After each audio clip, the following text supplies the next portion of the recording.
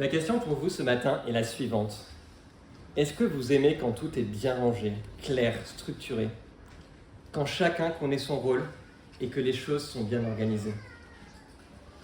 Pour certains, c'est rassurant, ça donne un cadre, ça évite la confusion. Pour d'autres, ils y aspirent, mais ce n'est pas inné. Ils aspirent à de l'organisation dans leur vie, mais ont souvent besoin d'un peu d'aide. Mais pour d'autres encore, c'est presque étouffant. Trop d'ordre, trop de structure, c'est rigide. Ça tue la vitalité et la liberté. C'est en tout cas ce qu'ils pensent. Et qu'en est-il quand on parle de l'Église ? Aujourd'hui, dans le monde évangélique, parler de structure n'est pas toujours très populaire. L'organisation évoque souvent plus des règles humaines que la liberté de l'esprit, et beaucoup mettent en avant des modèles d'Église plus souples, sans organisation vraiment visible. On peut penser à certaines églises de maison ou certains modèles d'églises de maison, à une volonté d'horizontalité avec l'absence de hiérarchie claire et formelle, un fonctionnement spontané, au refus parfois des distinctions officielles comme celle des anciens, des diacres. Et vous, qu'est-ce que vous pensez de tout cela ? Peut-être que c'est des questions que vous vous posez. Et en fait, que dit la Bible ? Est-ce que l'ordre dans l'Église est vraiment un obstacle à la vie spirituelle ? Ou est-ce que, au contraire, c'est un moyen que Dieu utilise pour protéger et faire fructifier son œuvre ? Ces questions, elles ne datent pas d'hier, et Paul cherchait déjà à y répondre il y a près de 2000 ans. Aujourd'hui, on va commencer une courte série dans l'épître à Tite. Et Paul, il écrit à son collaborateur qui s'appelle Tite, qui est un responsable d'église, un pasteur, on dirait aujourd'hui, et qui se trouve sur l'île de Crète. Et il va, comme vous l'avez deviné, parler de l'organisation de l'Église et donner des directives. Et ce qu'on va voir, c'est qu'il ne va pas abandonner tout principe organisationnel au nom de la liberté de l'esprit, mais qu'il va plutôt appeler Tite à mettre de l'ordre dans les églises de Crète, et plus loin que la Crète, en établissant des anciens, c'est-à-dire des responsables spirituels. Et la raison de cela est que l'ordre dans l'Église est au service de l'Évangile. Et donc l'ordre, c'est une bonne chose pour nous. Et dans un sens, l'ordre est là en raison de l'Évangile. Dans ce chapitre, l'ordre est vu comme une protection. Et l'Évangile est tellement important qu'il nécessite de tout mettre en œuvre pour être protégé. C'est ce qu'on va voir dans le premier chapitre. Je vous propose d'ouvrir votre Bible dans l'épître adressée à Tite, chapitre 1, et on va lire des versets 1 à 16.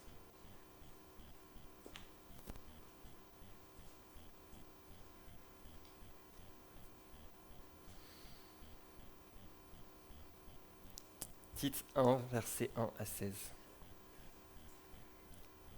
C'est l'apôtre Paul qui parle. Paul, serviteur de Dieu et apôtre de Jésus-Christ, pour la foi des élus de Dieu et la connaissance de la vérité conforme à la piété, lesquels reposent sur l'espérance de la vie éternelle, promise avant l'origine des temps, par le Dieu qui ne ment pas. Il a manifesté sa parole en son temps, par la prédication qui m'a été confiée, d'après l'ordre de Dieu notre Sauveur.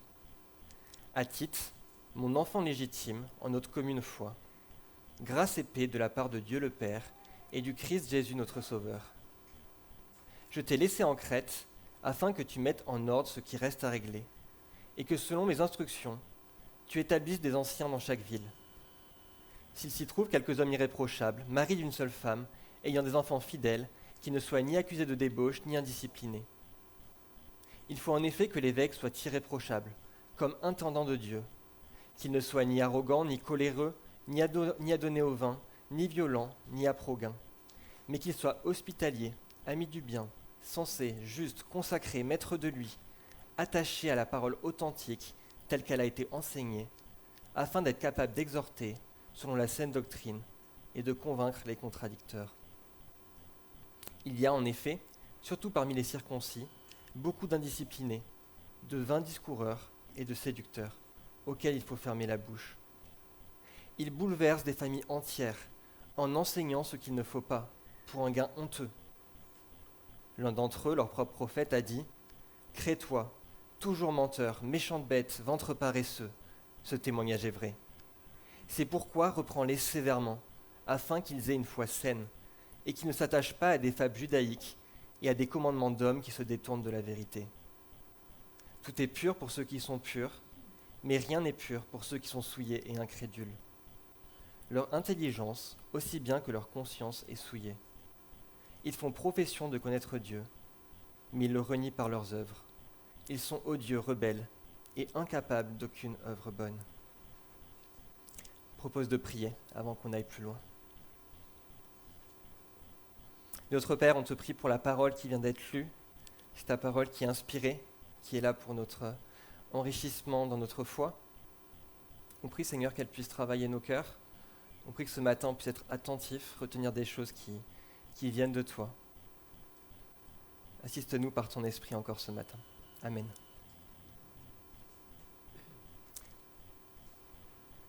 Je propose qu'on rentre dans notre premier point. Comme on a pu le dire, l'ordre est là dans l'Église en raison de l'Évangile. Et dans notre premier point, on va voir que cet Évangile, c'est celui qui produit la piété. Dès l'ouverture de sa lettre, Paul il ne va pas se lancer directement dans des instructions pratiques. Avant de parler d'organisation ou de critères pour les responsables d'Église, il va commencer par rappeler la base dans laquelle s'ancrent toutes ces instructions, c'est-à-dire l'Évangile. Tout découle de la bonne nouvelle de l'Évangile qui transforme les vies. Et ce n'est pas un simple préambule, ni un détail, ni même une formule de politesse chez Paul. C'est bien le socle sur lequel repose tout le reste. Regardons le verset 1. Paul y dit qu'il est serviteur de Dieu pour la foi des élus et pour la connaissance de la vérité qui est conforme à la piété. Et il résume ici les deux axes de son ministère. Le premier, c'est de nourrir la foi des croyants. Donc nourrir la foi, quelque chose de subjectif, d'intérieur. Et la deuxième chose, c'est leur transmettre la vérité qui vient de Dieu, c'est-à-dire un contenu objectif. Et dans quel but ? Afin de vivre une vie de piété, c'est-à-dire une vie qui est alignée sur la volonté de Dieu, une vie qui honore Dieu, qui plaît à Dieu, une vie qui est conforme à ses exigences. La question, c'est pourquoi Paul commence-t-il sa lettre ainsi ? Dans l'ensemble de ce chapitre 1, Paul y va donner des instructions sur le fonctionnement de l'Église et la manière dont doivent se comporter les dirigeants de l'Église locale. Mais pourquoi il ne rentre pas directement dans le vif du sujet ? En fait, ce que Paul souhaite, c'est commencer sa lettre en montrant que cette transformation qu'il demande des responsables d'Église, et par extension de l'ensemble des croyants, ne vient pas de la force humaine. Elle vient d'une appropriation du message de l'Évangile. Sans l'Évangile, il n'y a pas de vie chrétienne, ni pour les anciens, ni pour les croyants. Et c'est pour ça qu'il commence sa lettre de cette manière. Il veut montrer que c'est avant tout l'Évangile qui fait vivre l'Église et les croyants, et non pas l'organisation. Mais comment cela fonctionne-t-il concrètement ? Regardons le verset 2. Paul y parle de l'Évangile comme de l'espérance de la vie éternelle, promise par un Dieu qui ne ment pas. Autrement dit, l'Évangile produit la piété parce qu'il change notre horizon, parce qu'il nous place devant une perspective bien plus grande que cette seule vie sur terre. L'Évangile nous sort du court terme, il nous sort de l'immédiat. Il nous rappelle que notre but n'est pas de construire un empire terrestre, ni d'accumuler richesse, reconnaissance ou pouvoir, mais que notre avenir, notre destinée, elle est ailleurs. Notre avenir, il est dans un royaume éternel, un royaume qui ne passe pas, le royaume de Dieu. Et cette vie éternelle, elle est une espérance certaine, nous dit Paul. Et une espérance certaine, c'est ce qu'on appelle une assurance. Ce n'est pas un simple vœu pieux, mais c'est une certitude. La parole même de Dieu révélée qui est transmise à Paul, comme on le voit au verset 3. Le Dieu de vérité ne ment pas. Et c'est son évangile de grâce qui permet de vivre dans la paix éternellement. C'est ce qu'on voit dans le verset 4. L'évangile nous promet que Christ est mort pour les péchés de tous les croyants et pour toutes leurs fautes. Et il nous apprend ainsi que nous pouvons avoir une relation restaurée avec Dieu pour l'éternité, si nous lui faisons confiance. Et croire cela change notre manière de vivre. C'est ce regard vers l'avenir qui vient transformer notre présent. Car quand on sait où l'on va, on vit différemment. On ajuste naturellement le chemin. C'est comme quelqu'un qui se prépare pour courir un marathon ou réussir un concours exigeant par exemple. Il va organiser son quotidien, il va changer ses habitudes et ses priorités. Il va accepter des sacrifices parce qu'il sait où il veut aller, parce qu'il vise quelque chose de plus grand, de plus précieux que le seul confort immédiat. Son espérance change ses priorités et transforme son quotidien. Et la vie chrétienne, c'est pareil. L'évangile n'est pas seulement une information à connaître, mais c'est une espérance à contempler. Quand on contemple cette promesse, la vie éternelle avec Dieu, le royaume qui ne passera pas, alors nos priorités changent, alors nos valeurs changent et notre manière de vivre ici change. Pas par contrainte, mais par conviction. Pas pour mériter quelque chose, mais parce que nous savons déjà ce qui nous attend. Et la piété, c'est donc pas avant tout une question de discipline ou de volonté personnelle, mais c'est avant tout une question de là où nous fixons nos regards. Et c'est ce qu'on doit saisir alors qu'on se prépare à examiner plus en détail ce texte qui décrit les exigences qui pèsent sur les anciens. Avant de parler d'organisation ou de qualification pour les anciens, Paul veut que Tite, et que nous avec lui, nous comprenions ceci. L'Évangile produit la piété parce qu'il change notre horizon, nourrit notre foi et ainsi transforme notre vie. Sans l'Évangile, on tombe vite dans le légalisme ou l'orgueil spirituel, croyant être dignes ou à la hauteur par nos propres forces. C'est valable pour nous, les paroissiens de l'Église, c'est aussi valable pour les anciens, les responsables spirituels dans l'Église. Il nous faut contempler l'Évangile et sur cette base, penser la structure de l'Église. Et cela, ça nous amène dans un second point. Si l'Évangile y produit la piété, il n'en reste pas là. Dieu il a aussi prévu une structure pour permettre à l'Église de vivre et bénéficier du ministère d'hommes transformés par cet Évangile. Et cette structure, elle passe par des hommes pieux que Paul appelle des anciens. Et c'est la mission principale qui est confiée à Tite dans ce passage. Mettre de l'ordre dans l'Église en établissant de tels responsables. Regardons le verset 5. Paul dit « Je t'ai laissé en Crète afin que tu mettes en ordre ce qui reste à régler et que tu établisses des anciens dans chaque ville, comme je te l'ai ordonné. » Il y a donc deux tâches qui ressortent. La première, c'est de mettre en ordre ce qui reste à régler. Et la deuxième, c'est d'établir des anciens dans chaque ville. Et en fait, il me semble que ces deux tâches, elles sont liées.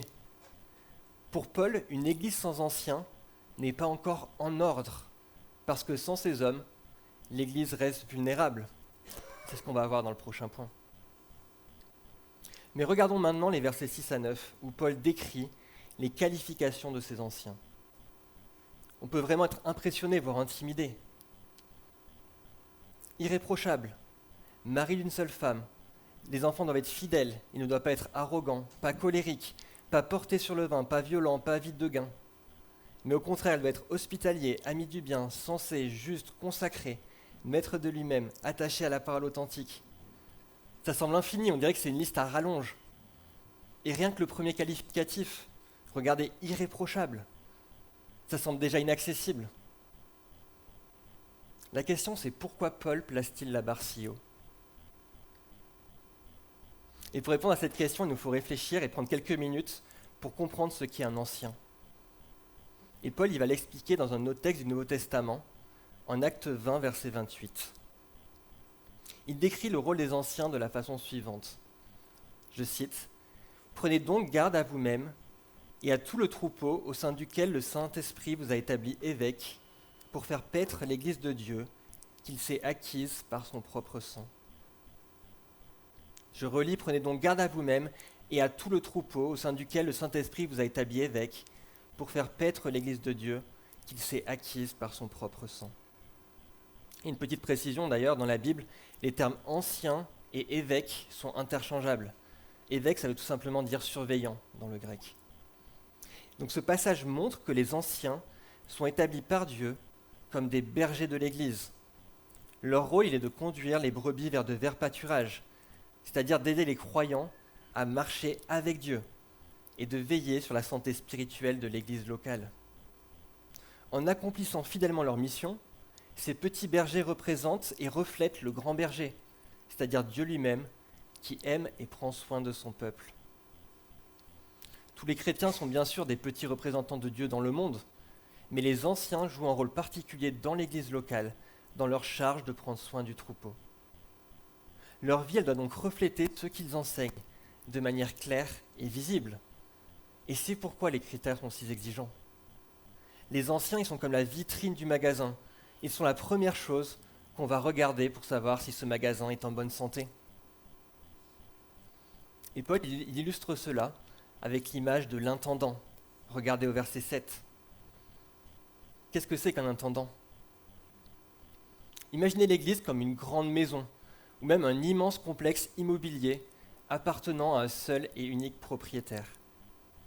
Pour que tout fonctionne de manière optimale, il faut qu'il y ait de l'ordre, que les jardins soient entretenus, que la vaisselle soit en nombre suffisant dans chacune des maisons, que les serrures soient fonctionnelles, que les charges soient payées, que les démarches administratives soient à jour, etc. etc. Le propriétaire en confie la gestion à des intendants. Ils doivent donc entretenir, protéger, organiser, veiller à ce que tout fonctionne pour le bien-être des habitants, de ceux qui sont dans la maison. Et c'est une lourde tâche, c'est une grande responsabilité. Et de la même manière, les anciens sont des intendants dans l'Église de Dieu. Ils n'en sont pas les propriétaires, mais ils doivent être trouvés fidèles dans leur service, soumis et redevables au grand propriétaire, sans s'approprier ce qui revient au maître. C'est une délégation. Et c'est ainsi que les anciens doivent conduire l'Église de Dieu. Et remarquons que Paul ne décrit pas des compétences techniques, mais un caractère. Bien sûr, un ancien doit savoir enseigner, verset 9, il doit connaître la doctrine, mais avant tout, il doit refléter l'Évangile dans sa vie. C'est ça que Paul met en avant. Ce que Paul attend d'eux, ce n'est pas une perfection impossible, mais c'est une vie cohérente, visible, alignée sur la grâce qu'ils annoncent. Les anciens doivent être des modèles, non pas pour qu'on les admire, mais pour que l'on voie dans leur vie une image de l'Évangile vécu. Et pour ceux qui sont anciens ou qui aspirent à le devenir, ce passage doit inspirer l'humilité. Il rappelle que ce n'est pas avant tout une fonction honorifique, mais c'est un service exigeant.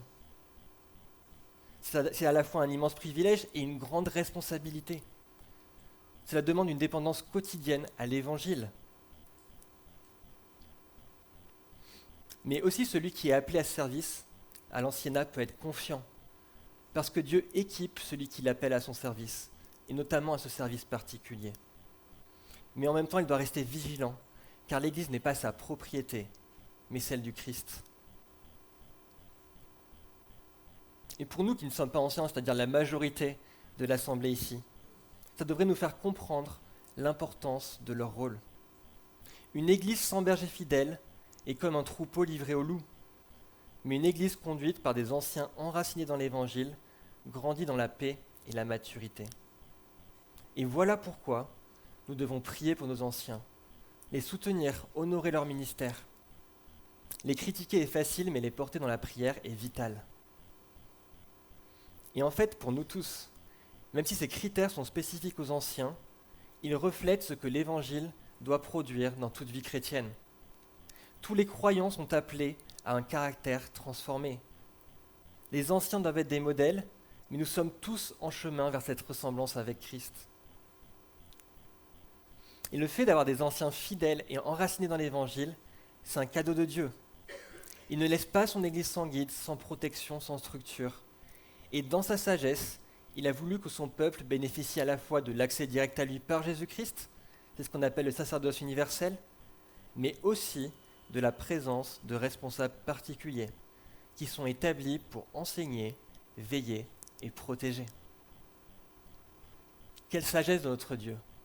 Quelle grâce! On peut être reconnaissant pour les responsables qu'il suscite parmi nous et demander qu'ils continuent d'équiper des hommes qualifiés, qui vont être transformés et renouvelés par l'Évangile, qui tendent vers cette vie irréprochable, pour sa gloire et pour le bien de son Église.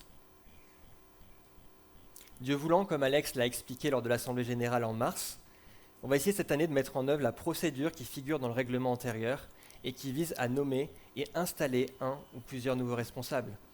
On peut prier pour ça. On peut prier pour de la sagesse, c'est quelque chose de pratique qui va se passer et je pense qu'il faut être actif là-dedans dans la prière. Et tout cela nous amène à notre troisième et dernier point. L'évangile est un trésor à défendre. Après avoir vu que l'évangile il produit la piété et qu'il façonne des responsables, Paul nous montre que l'évangile est un trésor et qu'un trésor, ça doit être protégé. Si Dieu il a jugé bon de structurer l'Église autour d'anciens, ce n'est pas par hasard, parce qu'il sait que l'évangile est attaqué. Jésus est remonté au ciel et son règne sera pleinement révélé au dernier jour. Mais en attendant, l'ennemi continue de lutter. Et cet ennemi, c'est Satan, c'est-à-dire le diable. C'est l'ennemi de Dieu qui existe dans le monde spirituel et qui combat l'évangile, qui combat l'Église et qui utilise parfois des personnes, même à l'intérieur de l'assemblée chrétienne, pour chercher à détourner les croyants. Et Paul, il en parle sans détour. Regardez avec moi le texte au verset 10. Il dit qu'il y a parmi les circoncis beaucoup d'indisciplinés, de vains discoureurs, de séducteurs. Ces mots, ils sont forts. Indisciplinés, ça veut dire qu'ils ne se soumettent pas à la parole de Dieu. Vains discoureurs, ça veut dire qu'ils parlent beaucoup, mais que leur enseignement est creux. Séducteurs, ça veut dire que leur influence, elle est dangereuse. C'est des gens pernicieux qui cherchent à attirer à eux au lieu de conduire à Christ. Et au verset 11, Paul, il est très clair. Il faut leur fermer la bouche. Au verset 13, reprends-les sévèrement. Au verset 16, ils font profession de connaître Dieu, mais ils le renient par leurs œuvres. Autrement dit, ce sont des gens religieux en apparence, mais leur vie montre qu'ils ont renié l'Évangile. Et pourquoi Paul fait-il preuve de tant de fermeté ? C'est parce que leur enseignement détruit. Il peut vraiment détruire la foi. En fait, ces circoncis, c'était probablement des juifs ou des chrétiens d'origine juive qui croyaient que la circoncision était nécessaire au salut. Ils cherchaient à promouvoir cette idée et rompaient ainsi l'unité doctrinale de l'Église en bouleversant des familles entières. C'est ce qu'on voit au verset 11. Le problème, il est en rapport avec le contenu de leur prédication. Ils enseignent des choses qui sont tout simplement fausses. Paul, il parle de fables judaïques et de commandements d'hommes au verset 14. On ne sait pas exactement ce que désignent ces fables judaïques, mais cela fait sûrement allusion aux règles humaines qu'ils ajoutaient à l'Évangile, en imposant des obligations sur la pureté ou encore des contraintes alimentaires. Or, Paul rappelle la vérité au verset 15. Tout est pur pour ceux qui sont purs. C'est-à-dire que la vraie pureté, elle ne vient pas d'un rite extérieur, mais d'un cœur qui est purifié par la foi en Christ. On ne devient pas agréable à Dieu par des coutumes ou par l'observance de prescriptions humaines. La pureté, elle vient de l'œuvre de Jésus qui nous a lavés de nos péchés. Et c'est pourquoi Paul est si tranchant. Parce que ce qu'ils enseignent n'est plus l'Évangile. L'Évangile, c'est la grâce. Nous sommes sauvés non par nos œuvres, mais par Christ seul. Et ajouter des conditions, c'est dénaturer la grâce. C'est dire implicitement que la croix n'était pas suffisante. Et c'est donc un affront à l'œuvre parfaite de Jésus. Et ça, Paul, il ne peut pas le supporter. La fermeté de Paul, elle peut sembler sévère, mais il nous faut bien voir qu'il n'est pas toujours aussi tranchant pour corriger certains comportements ou alors des désaccords secondaires. Mais quand on touche au cœur de l'Évangile, là il se lève avec force. Son ton autoritaire est en réalité une preuve d'amour, un soin pastoral pour protéger la vie spirituelle du peuple qui est en péril. Paul, il agit comme un chien de garde. Il aboie fort et il défend son territoire quand il y a une tentative sérieuse d'intrusion, mais il le fait seulement s'il y a un risque qui est réel. Laisser courir un faux évangile dans l'Église, c'est comme laisser un poison circuler sans rien dire. Mais l'Évangile n'est pas négociable et on ne joue pas avec la grâce. C'est ça que nous montre Paul avec cette fermeté. Et c'est dans ce contexte que Paul relie l'organisation de l'Église à la défense de l'Évangile. Les anciens, ils ne sont pas seulement là pour organiser, prendre des décisions pratiques en tant que gestionnaires, mais ils sont avant tout là pour protéger la doctrine. Le verset 9 le disait déjà, l'ancien doit s'attacher à la parole fidèle afin d'être capable d'exhorter selon la sainte doctrine et de réfuter les contradicteurs. Quand l'Évangile est attaqué, le collège d'anciens fidèles agit comme un rempart. Il protège le troupeau par un enseignement solide ils reprennent ce qui s'oppose, et si nécessaire, ils exercent la discipline. Tirons-en quelques applications. La première, c'est que nous sommes au bénéfice d'un seul évangile qui est le même pour toutes les générations. Et le message que Paul a reçu, celui de l'évangile de Christ. Et pour le monde, il peut sembler une folie, mais pour le croyant, il est puissance de Dieu et vie éternelle. Et ce même évangile a été transmis par les apôtres et il constitue le fondement de l'Église. Il doit être transmis de génération en génération. Et c'est d'ailleurs pour ça que Paul appelle Tite son enfant légitime en notre foi commune au verset 4. Il y a une même foi de l'Évangile qui se transmet. Ici, à l'église de Lyon-Gerland, on a la joie d'appartenir à une église dite confessionnelle, c'est-à-dire que nous souscrivons à une confession de foi. Et une confession de foi, c'est un texte qui résume l'ensemble des doctrines que nous croyons, en tant qu'Église, être conformes à la parole de Dieu. Donc, dans notre Église, c'est la confession de foi de Westminster qui a été rédigée en 1647. Et lorsqu'un ancien est établi dans notre Église, il s'engage à veiller sur nous, sur l'Église, sur les paroissiens, en se soumettant à l'autorité de l'Écriture, telle qu'elle est résumée dans les articles de cette confession. Et ça, c'est un garde-fou immense. Les confessions de foi, les symboles historiques, comme celui qu'on a récité ce matin, le symbole des apôtres, c'est le meilleur remède contre les dérives du libre examen, du chacun sa vérité. Et elles nous ancrent dans ces vérités de l'Évangile transmises de génération en génération. Et tout ça, ça nous amène aussi à un deuxième point d'application pratique. Soyons souples sur les points de divergence mineurs et soyons fermes pour l'Évangile. Il nous faut bien comprendre que tous les sujets ne se valent pas. Et certaines divergences théologiques, comme par exemple différents modèles concernant la fin des temps, ou encore l'âge de la terre, peuvent coexister dans l'Église sans compromettre l'unité. C'est ok d'avoir des avis différents sur ces points. Ces sujets ne sont pas sans importance, bien sûr. Ils méritent réflexion et l'on doit pouvoir en parler librement. Mais il faut accueillir ces différences avec maturité pour ne pas diviser le corps. Par contre, l'évangile de la grâce n'est pas négociable. C'est le cœur du message de toute la Bible, de la Genèse à l'Apocalypse. Et lorsque des personnes tentent d'ajouter des exigences humaines, des rites, des œuvres ou des conditions supplémentaires pour le salut, on doit adopter la même fermeté que Paul. L'évangile est un don gratuit, complet et parfait. On ne peut rien y ajouter sans le dénaturer. Et dans un monde qui est saturé de différents enseignements, il y a YouTube, il y a les podcasts, il y a les réseaux sociaux, soyons vigilants et faisons preuve de discernement. Beaucoup parlent au nom de Jésus, mais tous ne prêchent pas l'évangile. Et c'est lorsque l'évangile est attaqué qu'il faut être ferme. Et en parlant de vidéos et de réseaux sociaux, ce qu'on appelle la théologie de la prospérité, qui enseigne qu'être chrétien conduit à la richesse, et qui est donc un faux évangile, une fraude, est présent en masse sur Internet. Et il faut être prudent, il faut le dénoncer, il faut faire attention, notamment pour les plus jeunes d'entre nous.